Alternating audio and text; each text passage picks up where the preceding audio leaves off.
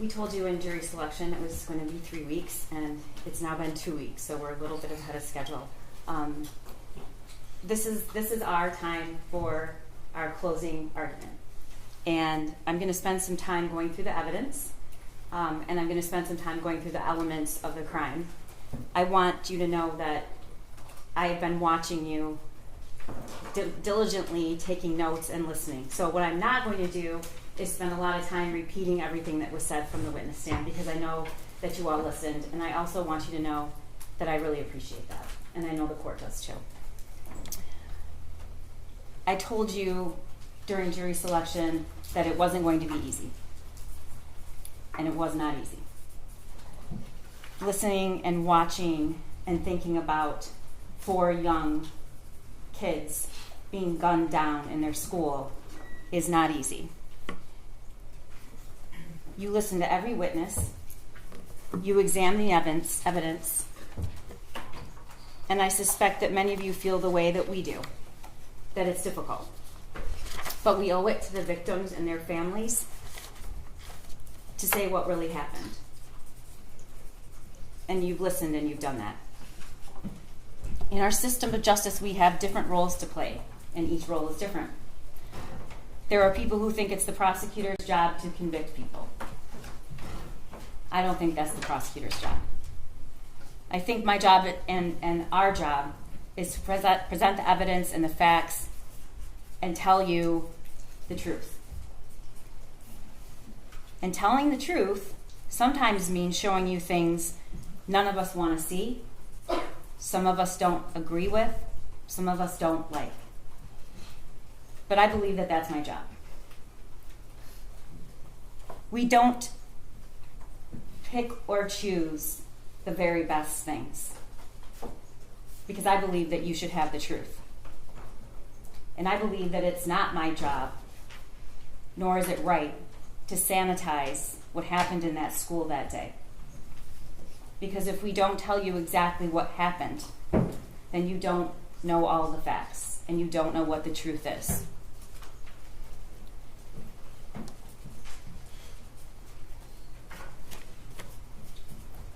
My job here, our job, that I believe we have done, is to meet our burden to prove that Jennifer Crumbley is guilty of 4 counts of involuntary manslaughter. The burden is high. I told you that during jury selection, but we embrace it. And I believe that we have met that burden. It means that you had to sit and listen to a lot of very emotional things, a lot of emotional people who sometimes aren't emotional, but were emotional for this. Because what happened on that day, every single person in that building had never experienced anything like that in their entire lives. And I hope to God they never do again. So you did see a lot of people, including law enforcement, become overwhelmed with the emotion of it all. That's not a show. That's just how that was. That's how it felt that day and every day after. So I want you to know that there was no picking and choosing the very best evidence to give you. There was no filtering things out that didn't help our case. I showed you everything. And I called witnesses to the stand to say things I knew you probably wouldn't like. But my job is to give you all the facts. But my job is also to prove beyond a reasonable doubt that Jennifer Crumbley is guilty, and I believe we've done that. The defense also has an important job, to advocate and argue for their client, and they decide how they want to do that. And of course, the judge plays an important role. Her job is to call balls and strikes when 2 sides disagree to make a ruling, and then to tell you what the law is. And she's going to do that as soon as we conclude here. And then there's your job. Your job is to decide what the truth is, what really happened, what are the facts, and then take those facts and find the truth and apply the law.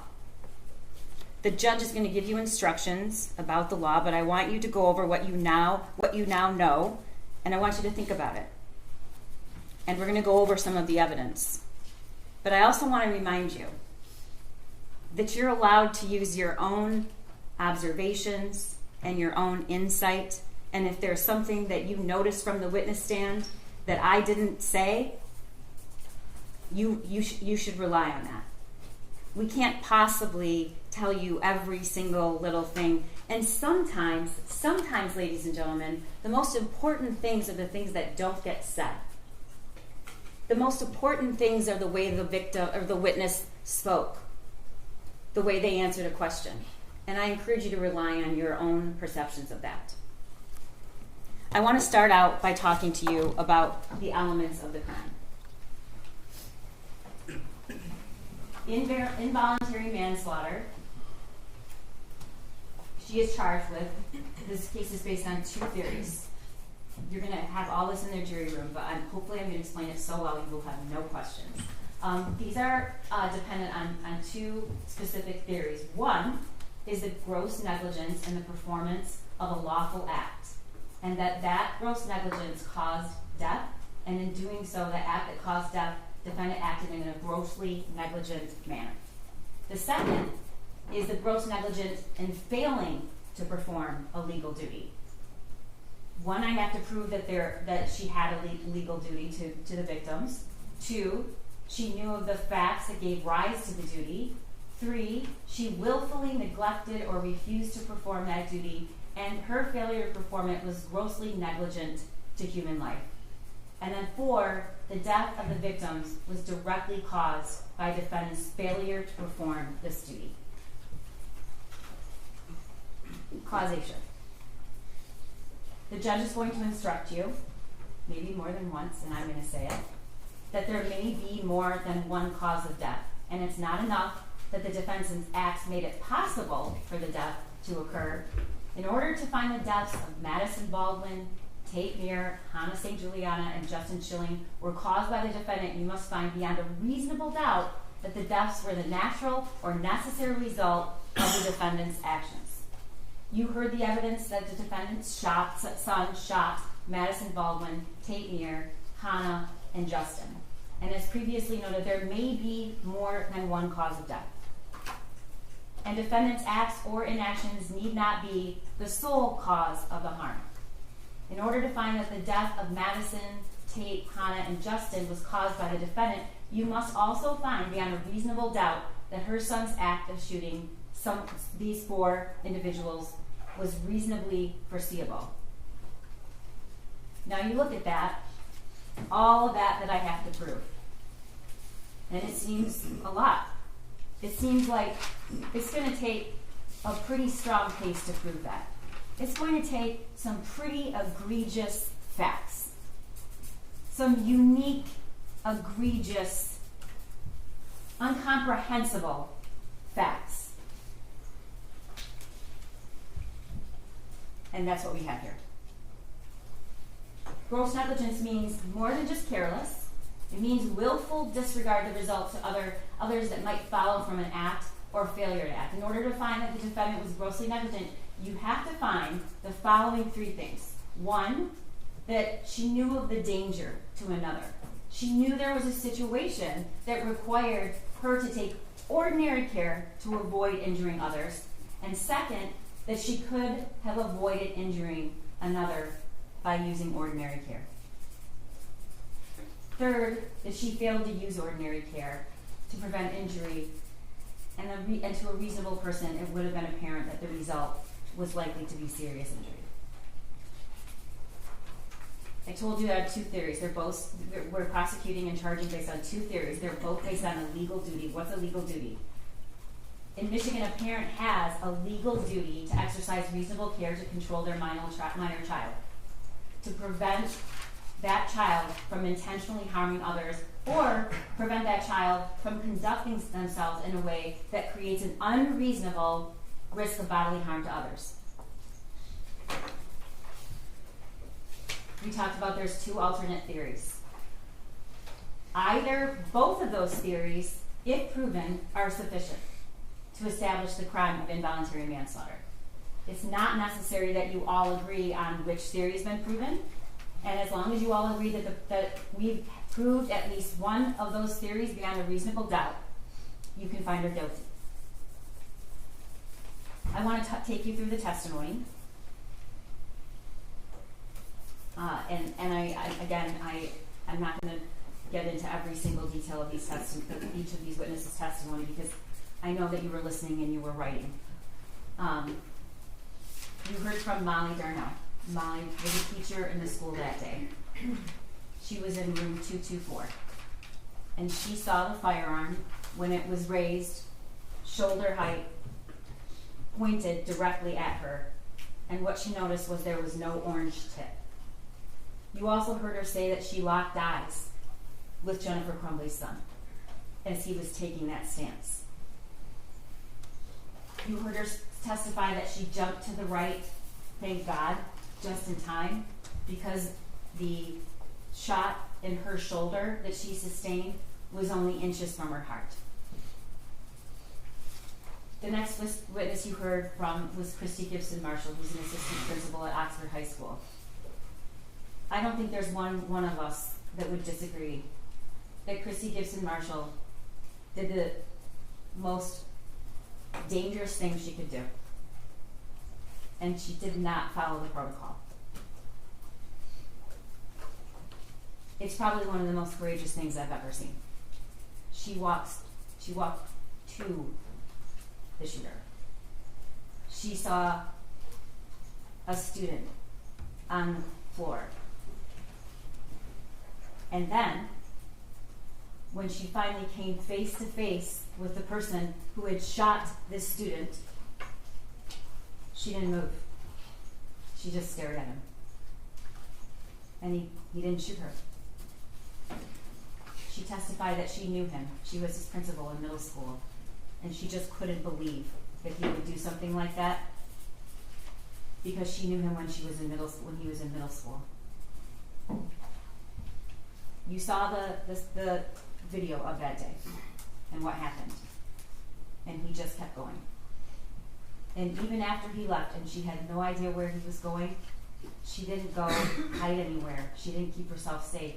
She bent down to render aid and assistance to that student. And when she rolled him over, she realized it was Taymir. We all know that she didn't and wasn't able to save Taymir. We heard from Cammie Batt, who sold the Caltech and the Derringer to James in June of 2021. She also sold the 9mm Sig Sauer to James with the shooter present on November 26th, the day after Thanksgiving. She testified that James came in and pointed right at the Sig and said he's had his eye on it. She walked us through the process of purchasing a firearm. She talked about the trigger lock statement provided to James upon purchase and the cable lock provided with November 2021 on that gun purchase. Next, we heard from Special Agent Brett Brandon, who's sitting right here. You heard that when he was informed about the Oxford shooting, he left so quickly that when his partner came back, his chair was still spinning. And he raced and drove up there as fast as he possibly could, because it was very much his own community. You heard he went right in and he found Lieutenant Willis, and he said, "Do you know where the gun is, and do you know where it came from, and do you need help?" And so he was responsible for finding out where that gun came from, which he did. He was also responsible, because he chose to be, and watched the surveillance of the video and helped to prepare search warrants. And you heard him testify that as soon as he saw that surveillance video, the one thing that stuck with him is, this is not an inexperienced shooter. This is a shooter that is proficient with a firearm, knows what he's doing. Taking shots, a lot of people wouldn't. And what he did was start going to gun ranges and ask people to say, because what he was thinking was, who taught that kid to shoot? He must have been to a range, and he was right. And that's how the investigation led to where Jennifer Crumbley's son learned how to handle a firearm that eventually resulted in killing 4 students in Oxford High School. Can you go back to that? Special Agent Brandon also testified that and showed the purchase, and we showed you each one of those guns. He testified that there is a distinction between a Derringer, a Caltech, and then the 9mm. And what we really heard from him was that 9mm is a much more dangerous gun. It causes more damage to whatever it hits. The bullets are a larger caliber, and it's a very dangerous weapon. He showed you what comes with every gun purchase, which is the ATF pamphlet. He read to you about the warnings. There's a reason they put it in every single gun purchase. And its sole purpose is to protect kids from gun violence deaths. He talked to you about what a trigger lock is and the trigger lock statement. He showed you the Instagram post that's unforgettable. We don't have to really argue about whose gun that was. Jennifer Crumbley told us whose gun that was.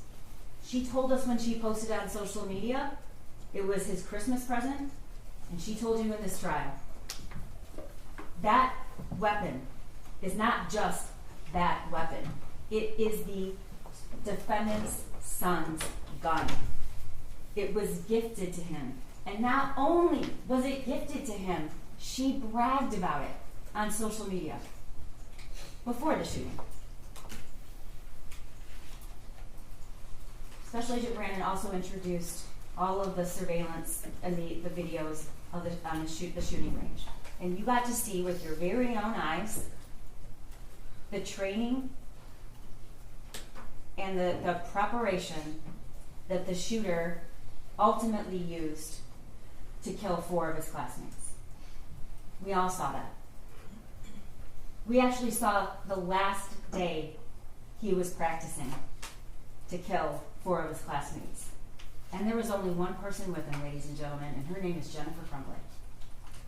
And I want you to remember that video. And I want you to remember the look on his face when that target comes back in and he looks at it and he's smiling. Special Agent Brandon also introduced the worksheet. You've seen the worksheet a lot. I bet you that worksheet's burned in your memory, and I wouldn't even have to show it to you. But what Special Agent Brandon testified to and showed you is that wasn't just a picture of any gun. It was a picture of his gun, which was the murder weapon. And he showed you the details, and we're going to talk about that later. And next we heard from Ed Wygrowski. We now just call him Ed because he works for the Secret Service. And he testified for an entire day, and he had a lot of information. But he also really couldn't help himself from becoming emotional. And I know that you're going to remember this, but what an extraordinary thing that's just not seen very often. He sat right there, and he took you through every single action of the shooter and every single death from his memory. And he told you that he could do that because it's burned in his brain. These are seasoned law enforcement. This isn't an act. They hate showing emotion. He probably will never forgive me.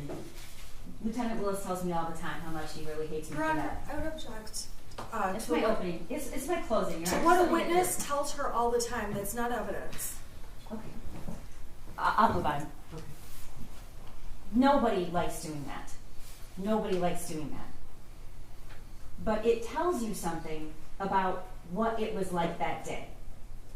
And despite what anybody will tell you, it is about the shooting.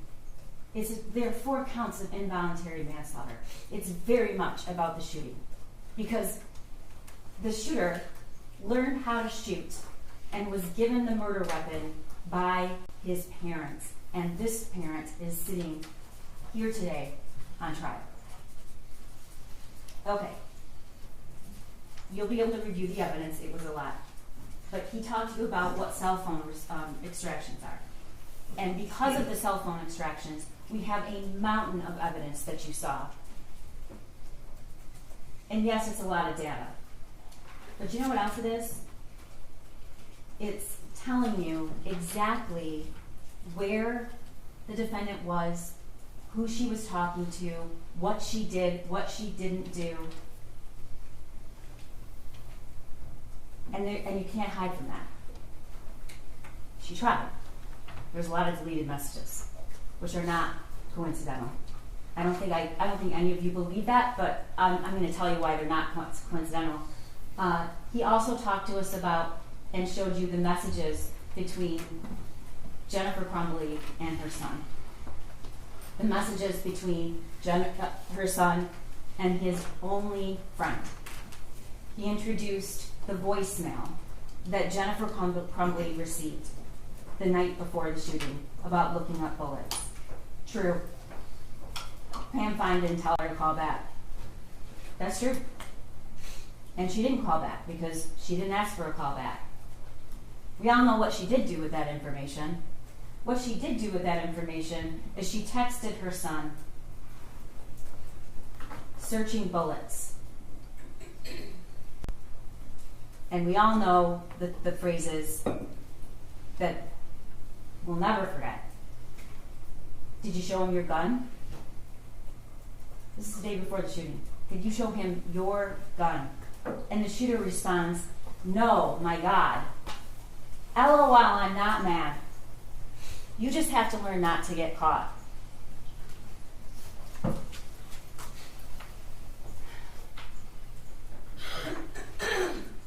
Kira Pennick testified that she knew Jennifer Crumbley.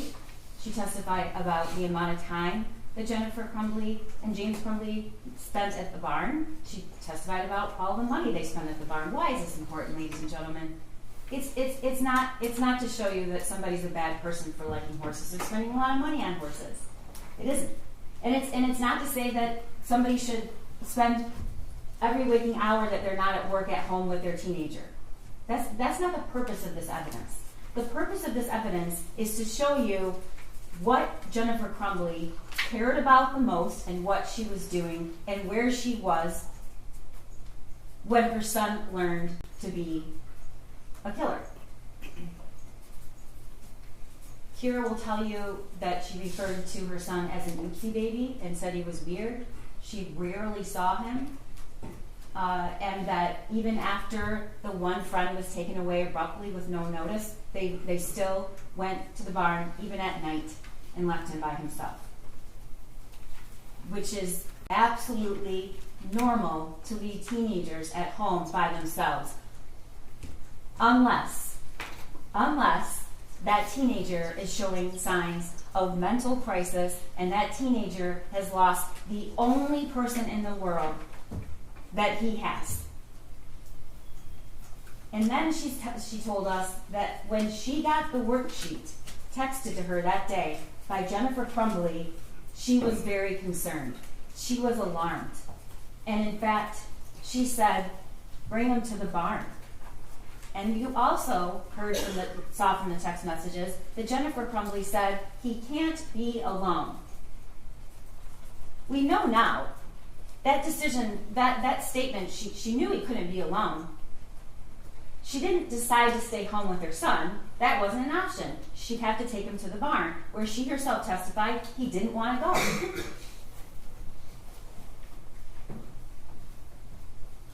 You heard from two people who were at that meeting that day, Sean Hopkins and Nick Ejab. I'm going to tell you right now that this is not an argument that the school did everything they should have done. I'm not going to say that to you. I'm not going to tell you that I like everything they testified to. I'm not going to tell you that I think it was okay they didn't look in the backpack. I don't think it was. But this is about Jennifer Crumbley's actions. And any attempt to make it about what these two individuals did or didn't do, like it or not, who did not have any of the information that was so jarring. It's about what she knew and what she didn't say. Sean Hopkins testified that he was concerned enough that he called Jennifer Crumbley. And her first response is, "Can you call his dad?" Eventually, he emails her both copies of the worksheet, the original worksheet and the worksheet that was scribbled on. And she eventually comes to the school. But before she comes to the school, she texts her husband, "Emergency. Emergency." Along with, "I'm very concerned."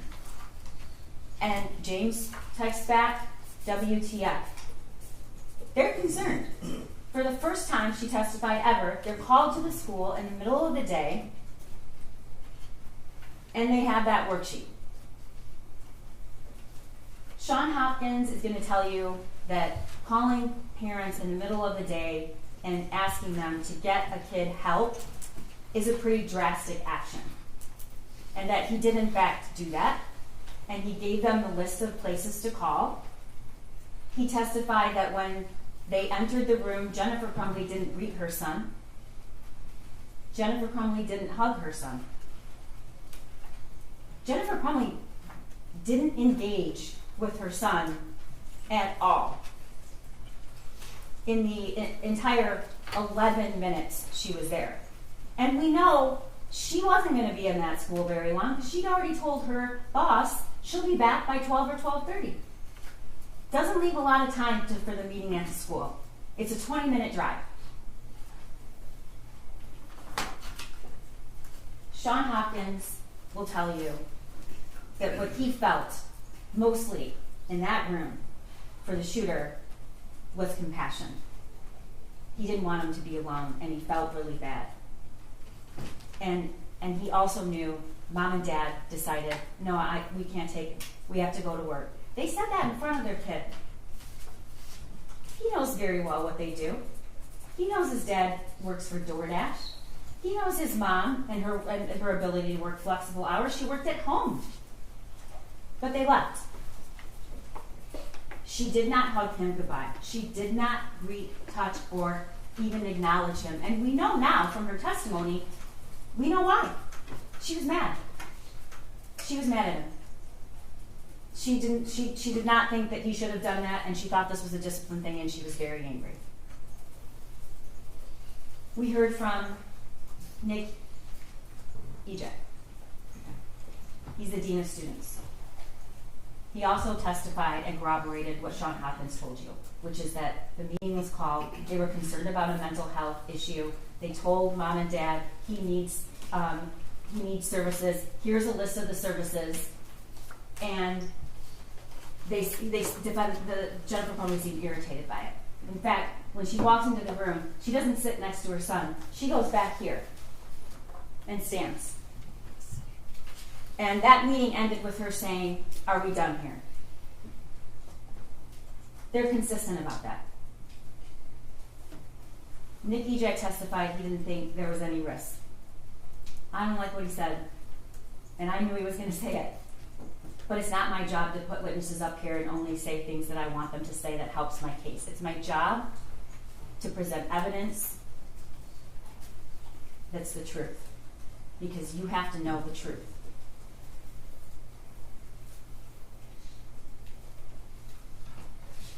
Sergeant Joseph Bryan is the first law enforcement that had contact with Jennifer Crumbley and her husband right after the shooting. And you saw the interview in the substation. And you saw the demeanor of the defendant. I want you to remember something. It wasn't even an hour. It was around an hour after the shooting took place. She's on her cell phone. She's looking to see if it's on the news, she said. We also know that there were deleted messages. We don't know when she deleted them, but we know there were messages deleted after the time of the shooting, from the time that the phones were seized later that night. he asked about the gun. And you heard what she said, what they both said. It was hidden. It was hidden. She read the text message. Oh, he said he loved me. And she reads the text message. And then she said, I texted him, I love you back. It was 49 minutes later that she texted, I love you back. And it was after she already knew that he was the shooter. She doesn't say what the text after that is. She leaves that out. The text after that is, Ethan, don't do it. She doesn't say, well, we were at the school, but he was also caught searching bullets that night, the night before. She doesn't say that, and I told him, don't worry about it, just don't get caught. She doesn't say that they had just purchased the weapon and it's not secured. What do they say? The very first time they are asked about what Jennifer Crumbley's asked, where was this gun? The very first time, what does she say? It was hidden. She does not say there was any locking mechanism at all, and neither does James. It was hidden. You're at the police station. Your son's in the next room. You know the murder weapon was the weapon you just purchased for him, and when you're asked where it was, you say it was hidden.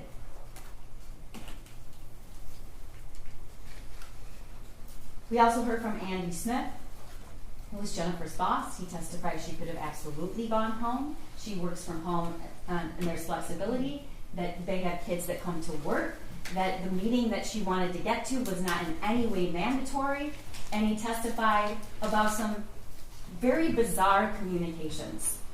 He testified that as soon as she left, he got a text saying, my son, the bullets are gone, the gun is gone, he must be the shooter. Oh my God. Those were deleted by Jennifer Crumbley. We don't know why. I think there's a lot of circumstantial evidence to suggest why, which is those are statements you don't want on your phone.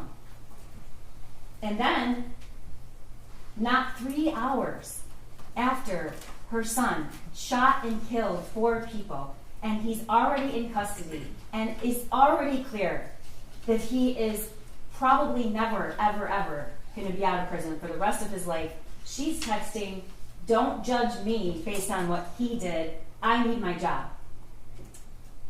Her explanation for that, she was in planning mode. The next witness is Amanda Holland, who testified that she came back to the work that day. She had the worksheet. Andy Smith also said she before the shooting occurred, she was down, she was sad. I feel like a failure as a parent. I feel like a failure as a parent. This is before the shooting. And she also tells Amanda about this, and she tells Amanda he can't be alone. So I'm just going to take him to the barn tonight. We can get to it a little bit later. I guess what's really hard to comprehend is how, before the shooting, just based on the meeting and what she knows and the drawing, she thinks she's a failure of a parent. But she sat right here and said, after all, she doesn't really think she was a failure as a parent.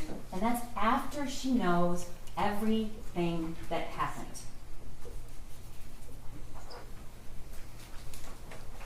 Detective Adam Stoyak executed the search warrant at the defendant's home.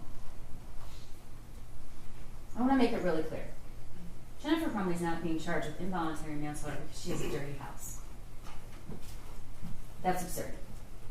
And you can see pictures so we can prove that she didn't have her house clean. I don't care if her house is clean or not, and I don't think you do either. Those pictures are shown to you because that is where the shooter lived and it's where she lived.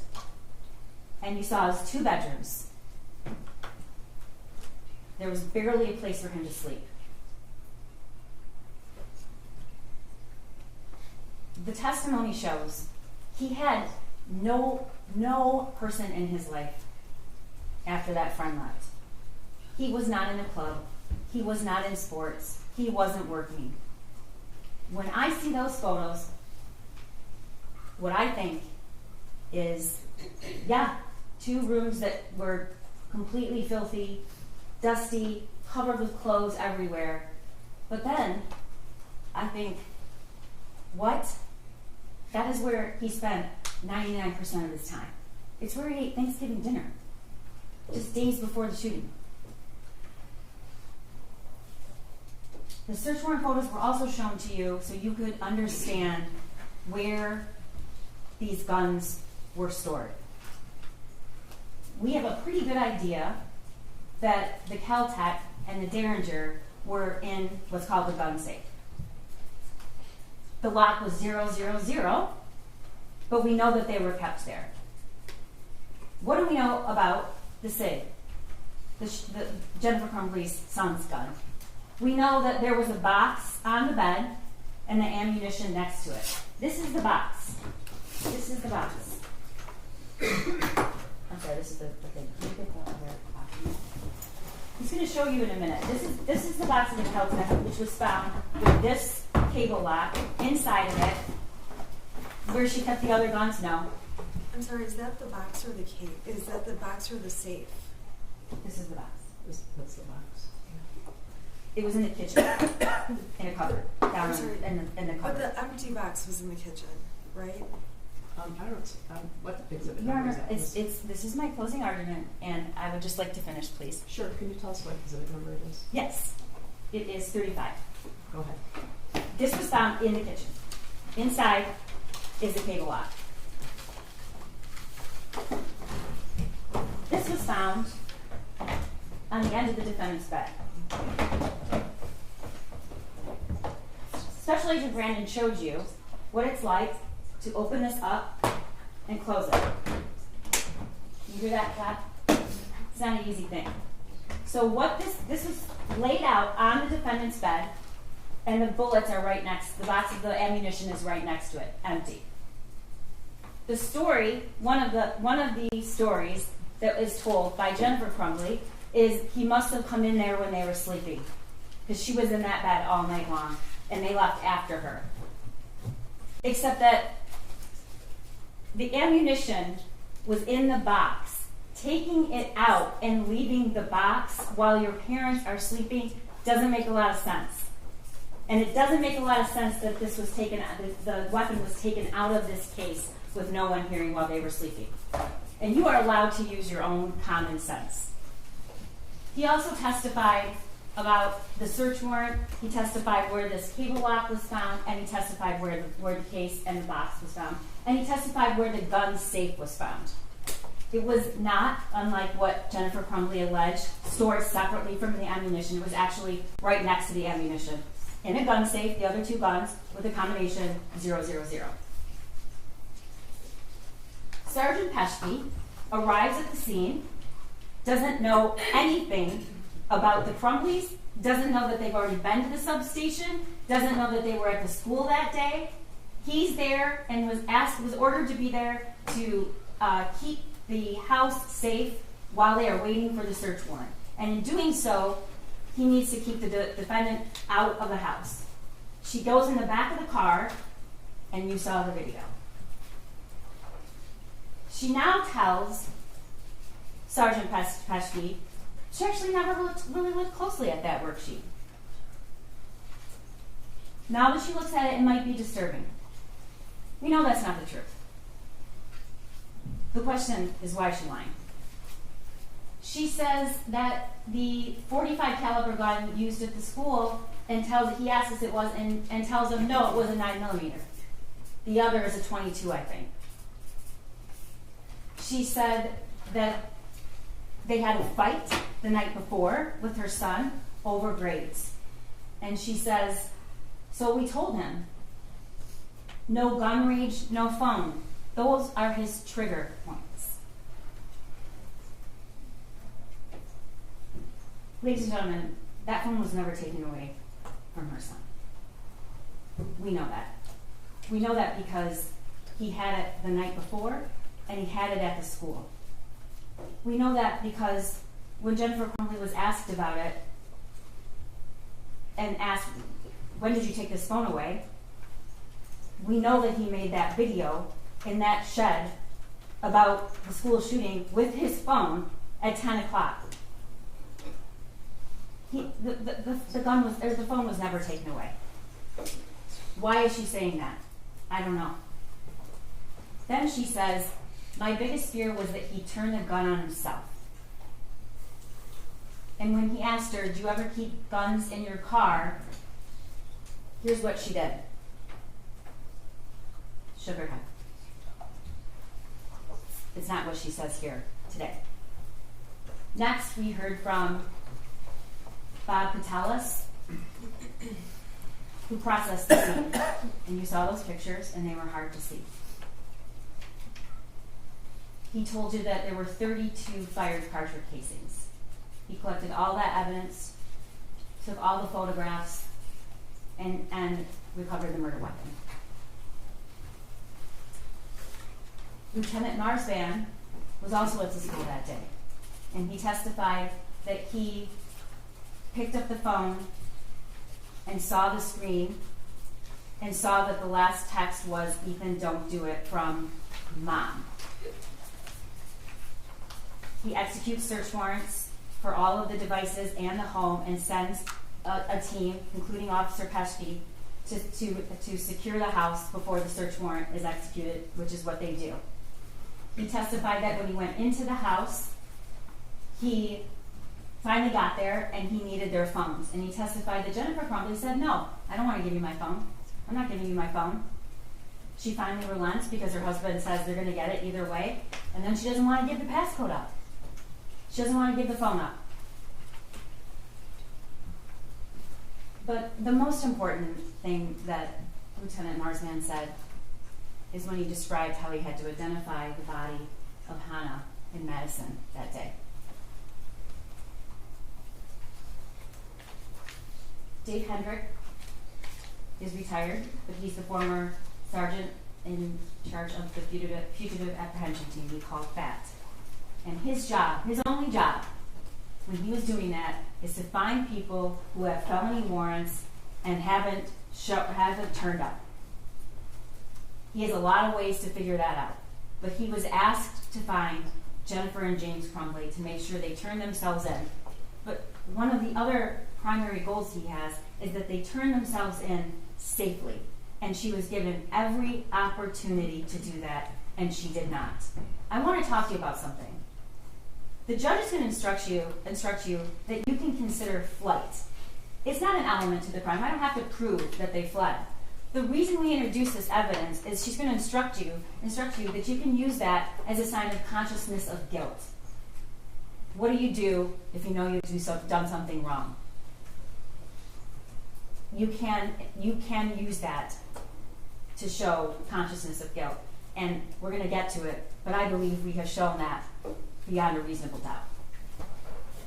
He's going to tell you that the defendant, with her husband, immediately began to avoid detection because they're pulling cash out. They're pulling cash out of their son's bank account. They're pulling cash out of their bank account. Where's their son during this time? He's at Children's Village being arraigned with his court-appointed lawyer, where they had the opportunity to go see him, where they had the opportunity to go to that arraignment, and they did not. Because they never even went, they fled their house and went to a hotel, and then they ended up at an extended stay, and that is where they ultimately left one of the Kias, backed into a parking space. He's going to tell you that he eventually did apprehend the defendant. You've heard a lot about that. And he's going to tell you that there were hundreds of law enforcement officials on the scene when she was apprehended. Luke Kirtley, I know you will not forget him,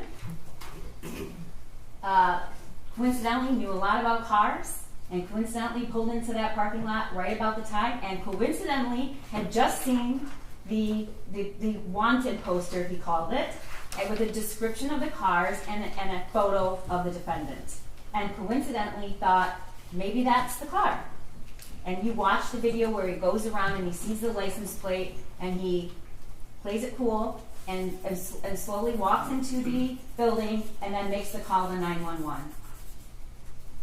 he describes to you how within minutes, police officers arrived, and then swarms of law enforcement arrived. SWAT, the marshals, ATF, the sheriff's department, Detroit PD, all sorts of law enforcement show up immediately. He also testified that the unit where Jennifer Crumbley was actually found was very close to his, and it faced the parking lot, and the whole wall was windows, and it was on the first floor. And he's going to tell you that the whole parking lot was lit up with law enforcement, lights, sirens, all kinds of things. Next, we heard from Corporal David Shaw, and he testified that once he got there, they took a 35-pound ram to breach the door, which was right outside the unit where the defendant was found.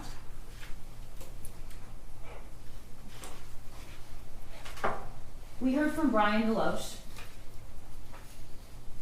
Also, didn't love a lot of things he has to say, but you deserve to know the truth.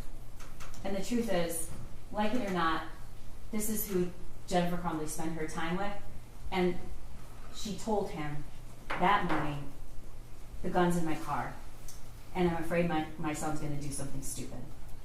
Before the shooting, the same day.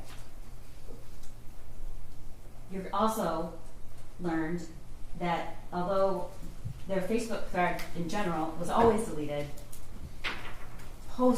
after the shooting, it remained, except she deleted, not unsent. Rely on your own memory about what that testimony was. Those were not unsent messages, they were deleted, and you heard Ed Rogrowski tell you that. But these were the two that were deleted. On the run again, and we're fucked. William Freer testified what was found in the building and the art studio where Jennifer Crumbley was found. You saw the photographs. You learned that there was a little over $6,000 in cash. You learned where the phones were found, and the cash, and the purse, in the plastic tub, in another plastic tub with a lid on it, feet away from where the mattress was, and there are other things where you learned all those phones were off. He also testified what else was found. Booze, orange juice, ice, and avocado, bananas, socks, blankets, and that is the room where Jennifer Crumbley was ultimately apprehended. You heard from Lieutenant Willis, who was the officer in charge. He told you what it was like in the school that day. He described the autopsy protocols that were done and how each of those kids died and where they were shot. He told you that both Justin Schilling and Madison Baldwin were shot in a contact wound, which means the gun was either very close or actually touching their head. He showed you the video of the shooting. And again, this is not to incite emotion. The video of the shooting shows Jennifer Crumbley's son taking a stance he clearly knew how to take and was trained to take. And you watched his demeanor and the calculated, cold way he proceeded through those hallways looking for people to shoot. You saw the surveillance of how he ultimately surrendered. Walked out after executing Justin Schilling, laid the gun on a wastepaper basket, made it safe, took the magazine out, and surrendered.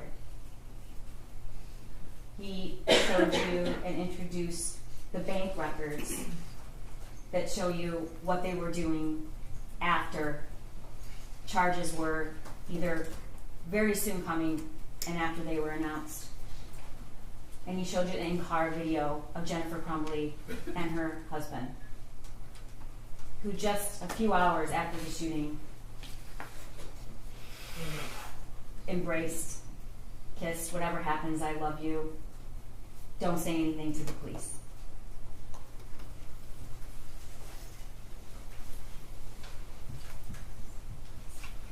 One of the elements we have to prove is what a person using ordinary care would have known about whether or not there was a situation that they needed to exercise ordinary care. So the defendant's knowledge about her son matters.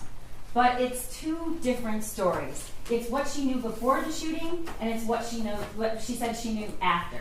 Before the shooting, she tells Kira, my son's weird. She always refers to him as an oopsie baby. She tells Amanda Holland he's lonely, he's hearing things around the house sometimes. She says, I'm a failure as a parent. The message to her son's friend's mother, he's kind of depressed in April. She texts that. And then the messages from her son. The messages in March about he's seeing things. Things are flying off the table. Now she wants to tell you that was just a joke, but I think you really need to consider whether a 15-year-old boy is going to text, could you at least answer me or reply to my text, as a joke. And we know there were no replies. There were missed calls. He called her. There were no replies. And she told us why. He was just messing around. But after the shooting, in the in-car, we hear her say, he's never been in trouble. He's never done anything. He's never done anything wrong. He's a good kid. Also in the in-car, I never even thought like he would have any mental issues. Like he never exerted any type of anger. He's never exerted anything. He's just like one of those mellow, laid-back kids. In the substation, he's never done anything. He's never done anything bad. After the shooting to Brian Lowe, she's never done anything wrong.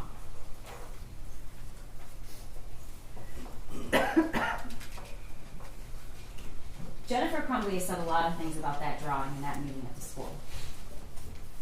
She sent the drawing to James and Kira and Andrew, as I said before, with the call now, emergency. She told Kira he couldn't be left alone. She tells Andy she needs to get him counseling, and she tells Amanda that the drawing was really scary. She agrees. After, this is what she says in the substation. Nobody didn't seem worried about it, and he said that my son's more than welcome to stay at the school, or he could go home. And I really wish we had taken him home. In the in-car, she said, I didn't even look at that closely. Now that I do, when I was at the substation, I looked at it closely, which we know is not true. I looked at them closely, and they're a little disturbing. Well, they're very disturbing, because look what he just fucking did. And then to Meloche, she says, the school was very nonchalant, but the paper they showed me had all of the things scratched out. That's just not true. It's just not true. And you don't have to believe me, because we have evidence it's not true, and you heard it.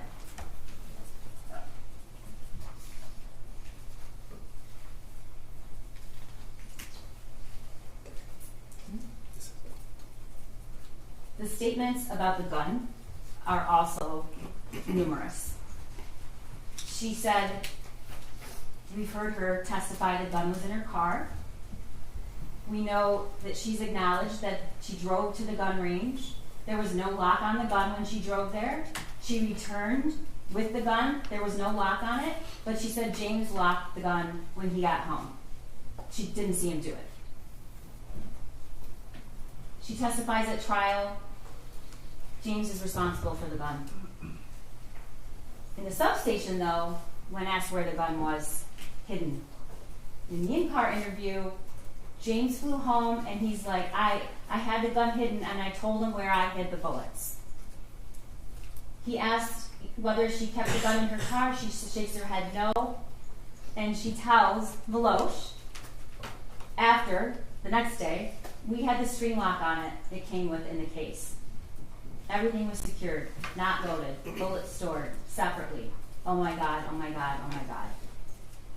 That is not what she says in the substation. Jennifer Crumbley begins distancing herself from her own responsibility about the gun. You heard her testify that they wanted to get the gun. It was my son and my husband. My son did a lot of research on the gun. I guess when I was shopping. She doesn't say she didn't know. She doesn't say that she didn't approve. She says it really interfered with going to get Christmas trees. That was what she was upset about. And she said it's James's responsibility. However, as I've shown over and over, at the substation and in the car, it's we. It's we take him to the range. It's our hobby. We go to the gun range. That's what we do. We just got him this gun. Sitting here today, it's all James' fault. It's not hers. And then, of course, the statement that we don't really have to question whose weapon it was. Jennifer Crumbley posts, Ethan and James Crumbley both got handguns this week, testing them out at the range. That's in June. The evidence really shows that the shooter owned 2 guns. But for sure, she acknowledges Mom and Sunday testing out his new Christmas present.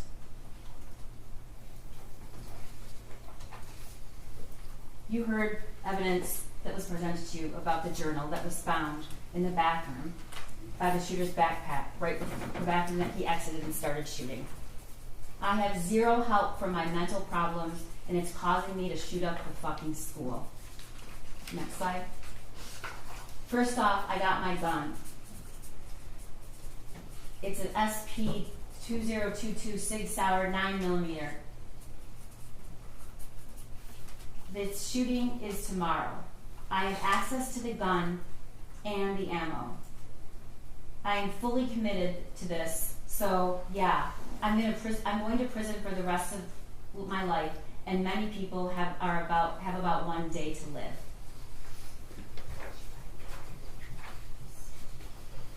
One of the things I want you to ask yourself when you go back in that room is why, after hearing that there's an active shooter situation and knowing that your son is involved, you are taking the time to delete text messages.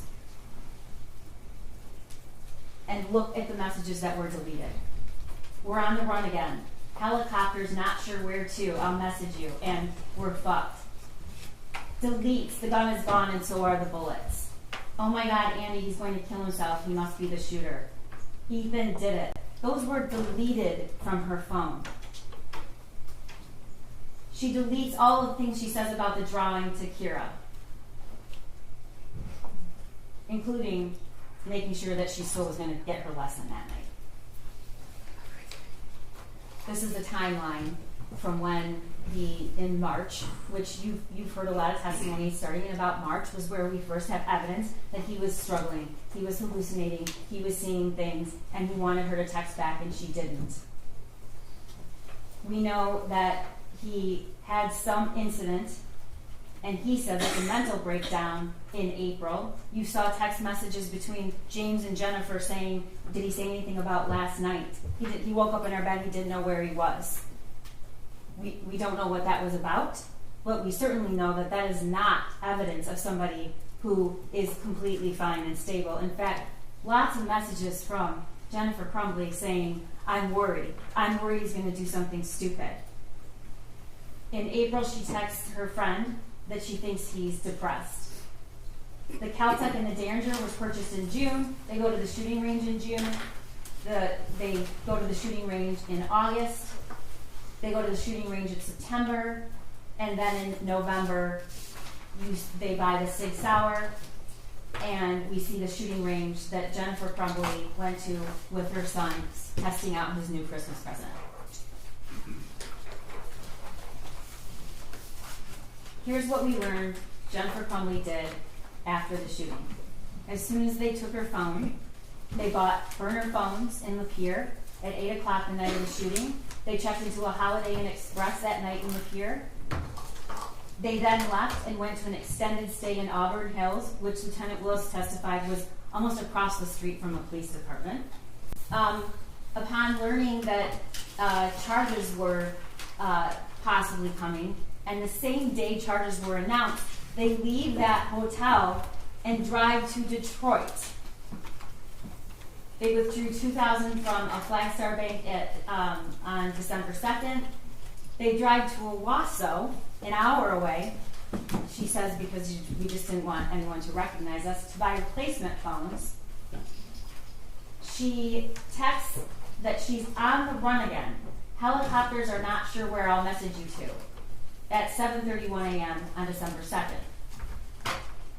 She texts on December 2nd, we're fucked, at 2 o'clock. On December 3rd, at 4:59 a.m., she texts, I'd rather die than go to jail. Then she withdraws $4,000 from another Flagstar on December 3rd. She checks out of the extended stay on the 3rd and drives down and arrives at Bellevue at 10:58 on December 3rd. You heard what happened. You heard her testimony. The facts do not support the story that Jennifer Crumbley told you. They just don't. There is no possible way, and Luke told you that, and so did Corporal Shaw, that you could be in that building with that many law enforcement and not know that somebody was there. And we don't even have to use that testimony, ladies and gentlemen, because she texted herself, I think we're caught, we're laying low. She texts that, we find out, and this is evidence we got this morning. She texts that after she's already said she took 4 Xanax and went to sleep. Now you saw that video. You saw that video. All those people, for over 2 hours, they're sleeping, and even when they come into the room, they still don't even act like they get up. It's just not true. And we know it's not true because they'd already taken steps. She had hidden the phones, powered them down, separate from all the other things they had, with the cash.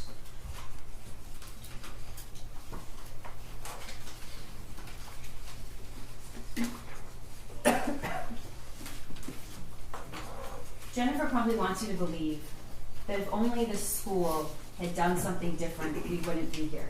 If only the school. Well, let's talk about what she knew that no school employee knew.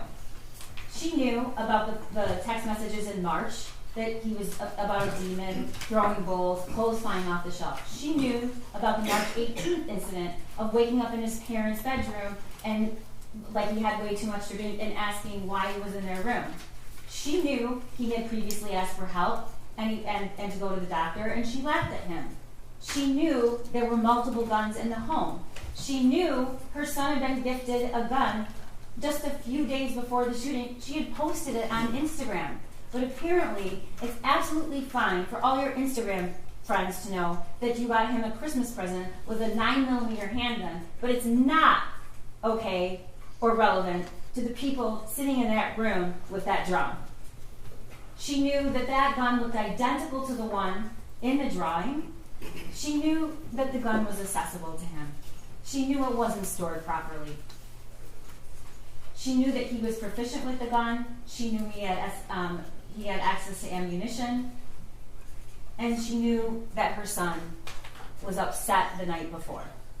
Now, Dad says he was locked out. She told Amanda Holland he got locked out. She doesn't acknowledge that. She does acknowledge that he did leave the house that night because he was upset.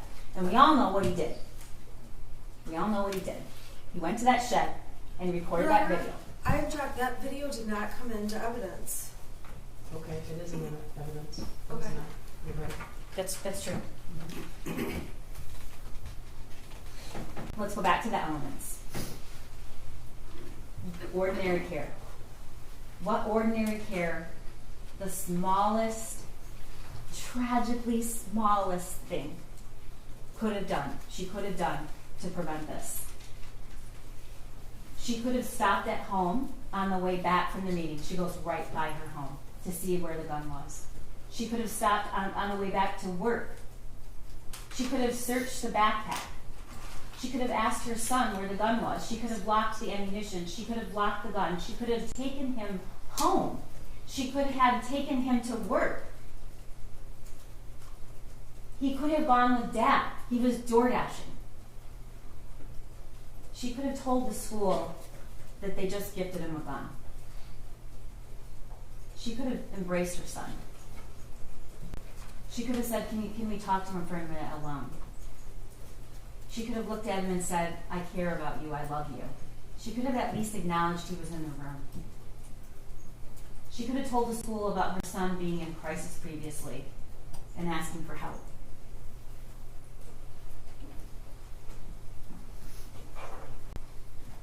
Ordinary care would have included all of those things. And the tragic part about it is none of it was hard. None of it. The smallest thing, just the smallest thing, could have saved Hannah and Tate and Justin and Madison. The smallest of things. I have to prove that there's reasonable foreseeability. And that worksheet right there that Jennifer Crumbley saw just hours before the shooting is reasonable foreseeability. And we're going to show you in the next slide. That's the picture of the gun. It's not just any gun, ladies and gentlemen. It's the gun that they just gave him. Blood everywhere. That's what he wrote with ammunition. I didn't show you the picture with the blood because I don't think you need to see it again. But we know what happened in that school and in that hallway. Here's a picture with 2 bullet holes and blood coming out of the figure's head. And look at that. That is where those shots went. Those are from the shooter's gun. The thoughts won't stop. Help me. These are all of the things that were texted to Jennifer Crumbley. This was in March. But he's writing it on a piece of paper and he's showing it to her. That is foreseeability. He's telling in that drawing, this is the gun that was purchased for me. Help me. Blood everywhere.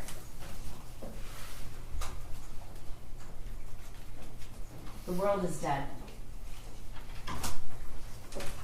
I know you won't ever forget the video, but if you look at the defendant's son and see that there was no emotion, none. He was only concerned in a very calm manner for finding as many people as he could to kill, and he did.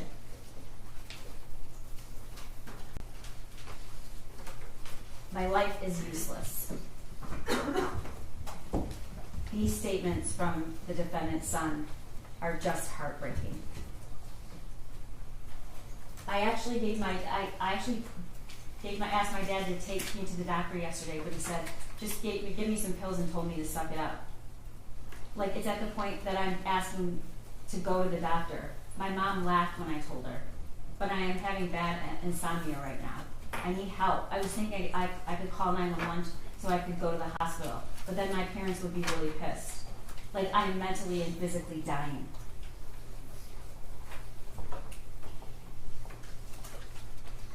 Let's talk about the cable lock. Jennifer Crumbley says that the cable, the weapon was used, but it was locked in a cable lock that came with the case. This cable lock, that came is the cable lock that came in that case with the SIG. It's never been opened and it's never been used.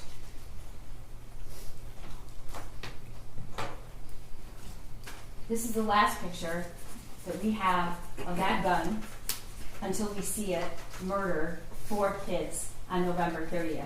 And the person holding it is Jennifer Crumbley.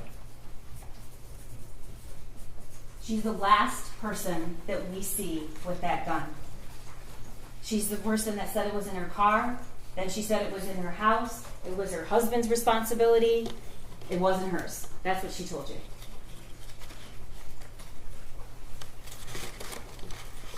She knew he was distraught the night before. He texted her, "I love you." She told you that's never happened before. She did think it was abnormal or odd. She knew he was looking up bullets in the school. She knew he was watching violent videos. She knew he was proficient with guns. She knew he was previously in crisis. She knew his only friend that he talked to was just gone. She knew all those things.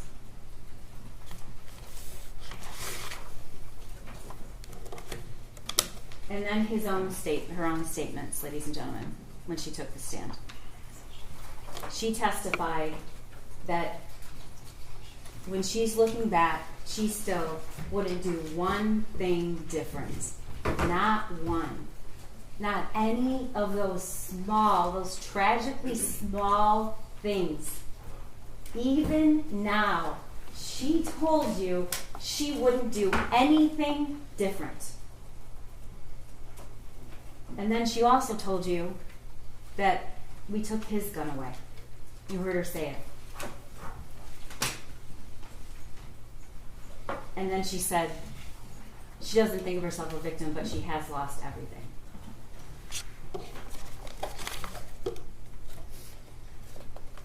You're going to hear the instructions from the judge, and you're going to take the facts and the witnesses and the evidence and use what you promised to use, which is impartial, honest assessment, and find what you believe the facts are in this case. The flight, evidence of the flight and what they did after is not an element I have to prove. But what does it show? It shows the minute this shooting became public and ended up in the paper and the media, Jennifer Crumbley started telling a story, and then she ran. And she didn't run just because she was selfish, ladies and gentlemen. She ran, and she started deleting text messages, and she started telling a different story because she knew she had done something wrong. That's the only reason you start deleting text messages. It's the only reason that you start saying something that isn't true. It just isn't true. Jennifer Crumbley drove to Detroit with a bunch of cash and 6 cell phones powered off. You can consider that as consciousness of guilt. Everything she did from the time she found out that there was an active shooter and had the 10-minute call with her husband. They both say they went right. He called 911 right away. He did not. He talked to his wife for 10 minutes, over 10 minutes on the phone before he called 911. But the facts changed because it was an immediate attempt to misrepresent what actually happened. Why is a mother whose son just killed 4 people thinking about deleting her text messages? Why is she saying things that are not true about her son? Why does she care about her job? Why does she care about her horse lesson? Why does she care about any of these things? Because she knew she did something wrong. And she's deleting all of those things because she wants you to believe that she's somebody she's not. And you know what she's not? She is not somebody that used ordinary care to prevent what was foreseeable, reasonably foreseeable, that could have happened. Injury or death. And it did. It did. Those words on that paper helped me. She walked out of that school within 11 minutes, didn't so much even address her son. She did not give him the help that he wanted. And you can argue about the months before and the weeks before, but if you just even look at what happened that day, she walked out of that school and she knew something bad might happen. What does she do when she gets back to work? She all of a sudden texts her son, "Are you okay? You can talk to us." These are the actions of somebody who was worried. She was worried and she was concerned and she was panicked until after. And then it's a different story. Why? Because she knew she had done something wrong. She walked out of that school when just the smallest of things could have saved, could have helped Hannah and Tate and Madison and Justin. Just the smallest of things. And not only did she not do it, she doesn't even regret it. We have proven beyond a reasonable doubt that she is guilty of 4 counts of involuntary manslaughter. It's a rare case. It takes some really egregious facts. It takes the unthinkable. And she has done the unthinkable. And because of that, 4 kids have died. So I'm asking you to go back when you hear the law, review the evidence, and find her guilty, because we have proven her. Thank you.